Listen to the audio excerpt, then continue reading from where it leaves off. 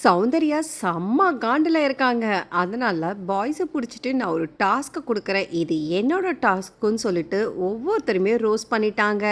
So வெளியில பார்த்தீங்கன்னா, Jacqueline என்ன சொல்லிட்டு இருக்காங்கன்னா, எல்லாருக்குமே ஓகே தான். ஆனா சௌந்தர்யா ஒரு சமயம் பண்றா பாரு, அவ எப்ப பார்த்தாலும் ஒண்ணு சொல்லிட்டு இருக்கா. எனக்கு தெரியலன்னு சொல்லிட்டு. ஆனா அது சுத்தமா நம்பவே முடியாது. இந்த வீட்ல ஒவ்வொரு சீசன்ன அவ ஒரு ஒரு நாளுமே பார்த்துட்டு கரைச்சு குடிச்சிட்டு வந்திருக்கா. அவ வீட்டுக்குள்ள நடக்குது எல்லாமே அவளுக்கு தெரியும். அதுக்கப்புறம் மஞ்சரியும் சொல்றாங்க, "ஃபர்ஸ்ட்டு 2 வாரம் இருந்த சௌந்தர்யா அது வேற. எனக்கு ஒண்ணுமே பேசத் தெரியாதுன்னு சொல்லிட்டு, அப்பப்போ பேக்கரிய பத்தி, அத பத்திலாம் பேசினா. எனக்கு அப்பவே தெரியும், அவளுக்கு எல்லாமே தெரியும்." அதுக்கப்புறம் சௌந்தர்யா உள்ள வந்துட்டு, ஒவ்வொருத்தருமே வந்துட்டு ரோஸ்ட் பண்ணிக்கிட்டே இருக்காங்க. ஸோ முத்துக்குமாரன் பத்தி பேசம்போது, அவங்க என்ன சொல்றாங்கன்னா, "எனக்கு என்ன சொல்றதுன்னே தெரியல முத்துக்குமாரன்" சொல்லம்போது, அவர் கண்டுபிடிச்சு என்ன சொன்னார்னா, "நீங்க சொல்ல வேண்டியதெல்லாம் எல்லாமே லெட்டர்ல சொல்லிட்டீங்களே மேடம், இதுக்கு மேல என்ன இருக்குன்னு?" கேட்குறாங்க.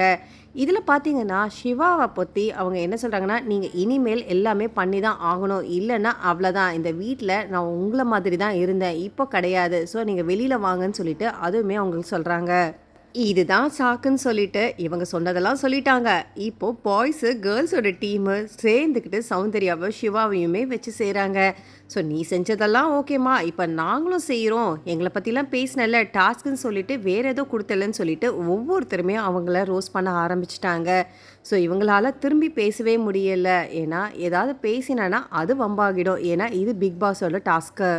முக்கியமா முத்துக்குமார் என்ன சொல்றாங்கன்னா, "நீங்க மண்டைய நல்லா கழுவுறீங்க. உங்களால ஃபைனல் என்ன இந்த 106 நாள் கூட நிக்கவே முடியாது. உங்க மண்டைய கிளீன் பண்ணி வெளில அனுப்பிடுவாங்க மக்கள்ன்னு" சொல்லிடுறாங்க. ஸோ அதுக்குமே அவர் காமெடியா எடுத்துட்டு, "சரி ஓகே" அப்படின்னு சொல்லிட்டு அவருமே எடுத்துட்டு போயிடுறாரு. இந்த மாதிரி லைவ் அப்டேட்ஸ்லாம் பார்க்கறதுக்கு என்னோட சேனல மறக்காம சப்ஸ்கிரைப் பண்ணி சப்போர்ட் பண்ணுங்க. அப்படியே பக்கத்துல இருக்க பெல் நோட்டிஃபிகேஷனும் கிளிக் பண்ணுங்க. தேங்க்ஸ் ஃபார் வாட்சிங் மக்களே.